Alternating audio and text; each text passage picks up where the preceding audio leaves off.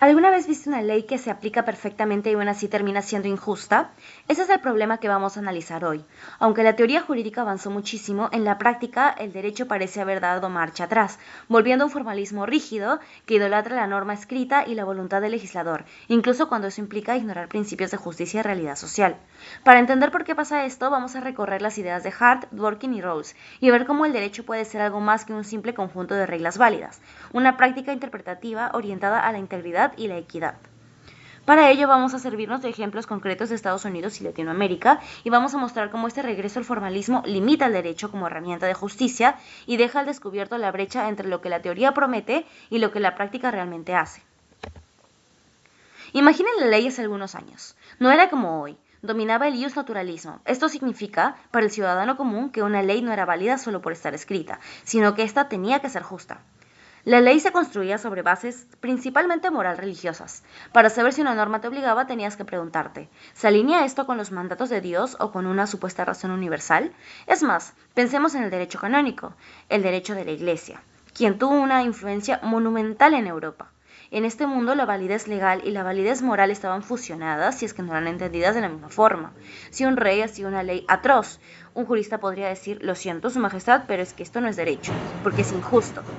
El resultado para el ciudadano y el jurista era una inseguridad tremenda. Si la ley dependía de tu opinión, de si era justa, entonces ¿quién tenía la última palabra? Podría ser un pastor, podría ser el rey.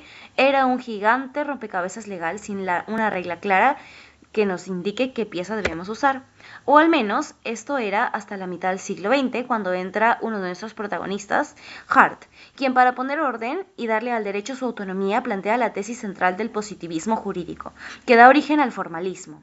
Su idea era que para tener un Estado moderno funcional había que darle a las normas escritas autoridad casi absoluta. ¿Y cómo lo logra? Superando al derecho de la moral. Hart dice, olvídate de si esto es justo o no, y mejor pregúntate, ¿es esto válido? Para explicar esta validez, Hart nos presenta su famosa distinción de reglas, reglas primarias, que son las reglas del juego, es decir, las reglas que nos indican obligaciones directas de hacer o de no hacer. Y en segundo lugar, las reglas secundarias. Y aquí es donde se encuentra la magia. Estas son las reglas sobre las reglas. Son las que nos dicen cómo se crean, cómo se cambian, cómo se eliminan las reglas primarias. Y nos dan el poder para poder operar con el sistema.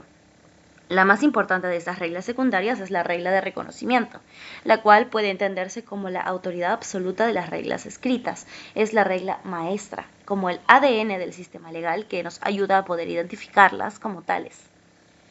Esta regla nos dice, sin margen de duda, si una norma pasó por este proceso legislativo, pues listo, es una ley válida y punto. La validez ya no viene de si es moralmente buena, como en el ius naturalismo, sino de su procedencia. Para el formalismo de Hart, el derecho es un sistema cerrado de estas reglas, y cuando el juez aplica una norma, está validando su origen formal. Esto nos da certeza y hasta cierto punto predictibilidad. Pero es esta obsesión por la forma y el origen lo que precisamente abre la puerta a la crítica de Dworkin. ¿Qué pasa cuando una regla formalmente válida es monstruosamente injusta? ¿O qué pasa cuando la regla no dice absolutamente nada sobre un supuesto particular? ¿Es que el sistema se queda en silencio? Eso nos lleva a lo siguiente. Como mencionamos, para el positivismo la ley es un conjunto de normas especiales, normas que son válidas no por ser justas o buenas, sino por su origen, quién las promulga y cómo lo hace. Es un modelo limpio y casi minimalista. Pero imaginen que surge un caso en que no encaja en ninguna forma clara. Según el positivismo, el juez tiene que actuar como un pequeño legislador, es decir, crear derecho llenando este vacío. En este modelo, el derecho se agota en las normas válidas y el juez, pues prácticamente, improvisa cuando hace falta. Y es donde entra Dworkin, con su crítica demoledora. Él dice, espera un momento, esto no es lo que realmente vemos que sucede en los tribunales. Dworkin nos invita a mirar más allá de las normas y a considerar los principios y las directrices políticas. La diferencia es clave. Una norma se aplica de manera todo o nada, o es válida y se aplica o no lo es y no sirve para nada, pero por otro lado, un principio en cambio tiene peso, importancia y puede influir en cómo se decide un caso, incluso si no está escrito de manera explícita en una norma. Piensen en el caso, por ejemplo, de Riggs y Palmer. Un heredero asesinó a su abuelo, y la ley de sucesiones no decía nada sobre esto. Si fuéramos positivistas puros, el asesino heredaría sin ningún problema. pero el tribunal aplicó un beneficio de justicia fundamental. Nadie puede beneficiarse de su propio delito. Este principio no puede y no viene de un órgano específico, no tiene un pedigrí, su fuerza viene de la justicia y de la moralidad. Dworkin argumenta que estos principios imponen obligaciones al juez y eliminan la idea de que su discreción sea absoluta. Para explicarlo de manera visual, Dworkin usa una metáfora genial. El positivismo es como un carpintero que solo reconoce los clavos, es decir, las normas, forjados por la autoridad, pero la realidad es mucho más compleja. La realidad es que el edificio del derecho también necesita adhesivos potentes, es decir, los principios, que no tienen un origen formal, pero son esenciales para que todo se sostenga con justicia y estabilidad. Si el carpintero positivista niega la fuerza de estos adhesivos, su teoría queda incompleta. Y aquí es donde viene la pregunta que nos toca hacernos a todos. Hoy en la práctica jurídica, aunque la teoría superó el positivismo puro, seguimos cayendo en la tentación de enfocarnos solo en los clavos. Estamos revalorizando un formalismo que prioriza la autoridad del legislador y la obediencia formal, dejando de lado la justicia y la función social del derecho. Analizar esto críticamente es crucial. El derecho no solo es una norma, también es justicia, principios y sentido social. Hemos sentado las bases teóricas hasta este punto. Entendimos que el formalismo positivista, anclado en una autoridad de la norma, surgió como una solución al caos y es naturalista. Hart nos dio la arquitectura. El derecho es un sistema de reglas identificado por su regla de reconocimiento. Pero la pregunta ahora es, ¿por qué si Dworkin nos demostró que ese modelo es incompleto, seguimos viéndolo dominar la práctica legal contemporánea? Estamos presenciando lo que llamamos un retroceso o reaparición del formalismo estricto. Para empezar, quisiera hablar de la inercia constitucional y el formalismo extremo que se puede presenciar en Estados Unidos. Es el campo de batalla perfecta para este debate. Ahí el debate no es solo sobre reglas, es sobre el estatus absoluto de la regla constitucional. Hablemos de la segunda enmienda y el derecho a portar armas, por ejemplo. Cuando la Corte Suprema, con jueces de tendencia originalista o formalista, aborda esta enmienda, su metodología siempre prioriza el formalismo artiano, al extremo.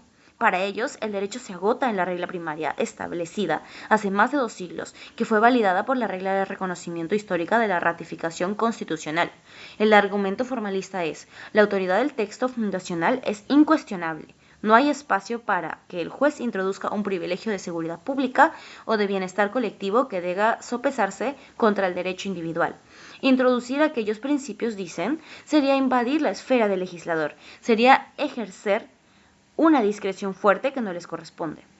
En este contexto, la regla es seguida sin un análisis crítico de su finalidad social actual. La consecuencia es que el derecho, en lugar de ser una herramienta que se ajuste socialmente, se convierte en un freno dogmático, generando una disonancia brutal entre la norma constitucional y la tragedia social recurrente que todo el mundo parece estar ignorando. Ahora volvamos a Latinoamérica, porque aquí el formalismo se revela también en la defensa de normas que ignoran la evolución de los derechos humanos y la realidad de la pluralidad social. El ejemplo más claro, y uno bastante debatido y comentado también, es el matrimonio igualitario. En muchos países, los textos constitucionales o los códigos civiles tienen reglas primarias que definen el matrimonio de forma restrictiva, es decir, la unión entre el hombre y la mujer. El defensor del formalismo podría argumentar que la validez formal está presente, la norma es ley porque ha sido promulgada por el Congreso, cumpliendo con la regla de reconocimiento. Y los límites de la interpretación serían que si la Constitución usó la palabra hombre y mujer, pues el juez no puede, bajo el manto de un principio de igualdad y de no discriminación, subvertir la voluntad de este legislador. Esta postura es el formalismo rígido en acción.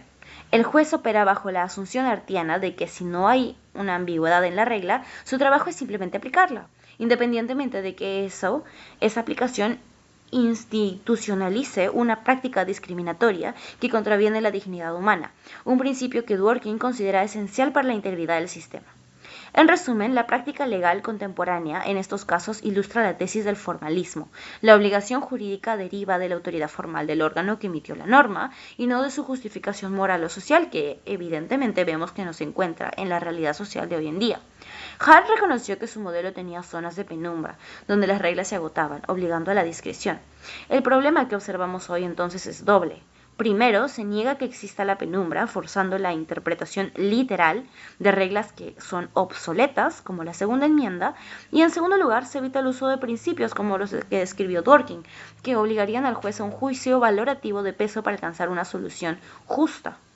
Al ceder ante este formalismo que privilegia la forma sobre la función, estamos aceptando un derecho que es una instancia incuestionable de autoridad y es justamente contra esta sumisión acrítica que Dworkin nos invitó a luchar, concibiendo el derecho no como un conjunto de reglas, sino como una práctica interpretativa que busca la justicia. Bien, acabamos de ver que el formalismo, ese modelo que es tan dependiente de la autoridad y el pedigrí de la norma, todavía tiene un efecto terrible, un defecto que sigue presente en la actualidad, y es que este perpetúa la injusticia social. Si la ley es una herramienta incuestionable de autoridad, como vimos en los debates sobre la segunda enmienda o el matrimonio igualitario, entonces el derecho se vuelve ciego a la equidad. No podemos contentarnos con un sistema que es solo coherente, sino que necesitamos un sistema que además sea justo, siendo que este es, para empezar, la funda de las funciones y es que no es la principal del derecho. Ahí es donde entra John Rawls, diseñando un sistema justo. Este tercer titán de la filosofía política moderna nos da el mapa para construir la justicia. Rawls se pregunta, ¿qué principios de justicia elegiríamos si actuáramos de manera completamente imparcial? Para resolverlo nos invita a un experimento mental, la posición original detrás del famoso velo de ignorancia. Imagina que vamos a diseñar las reglas de la sociedad, pero no sabemos quién seremos, no sabemos si seremos ricos o pobres, si seremos sanos o enfermos, si perteneceremos a la mayoría o si seremos parte de una minoría. Estamos vendados ante nuestra propia posición. Rawls ante esto argumenta que bajo este velo actuaríamos con una prudencia racional, elegiríamos principios que nos protejan en la peor posición posible, y esto nos lleva a su principio de la diferencia, el cual es que las desigualdades sociales y económicas solo se justifican si operan en beneficio de los miembros menos aventajados de la sociedad. Entonces, la justicia debe operar en contra del formalismo. Esta idea es dinamita contra el formalismo. Si el formalista le da la autoridad absoluta a la regla escrita, Rawls le exige al sistema legal que en su aplicación la regla siempre tenga un ojo puesto en la equidad social, lo cual es la base de la justicia. Esta idea también complementaría las ideas de Dworkin. Cuando un juez está sopesando principios en un caso difícil, por ejemplo en el caso de la libertad contractual contra el principio de protección al consumidor débil, Rawls le daría el criterio decisivo a la interpretación más justa, que es la que mejore la posición del desfavorecido.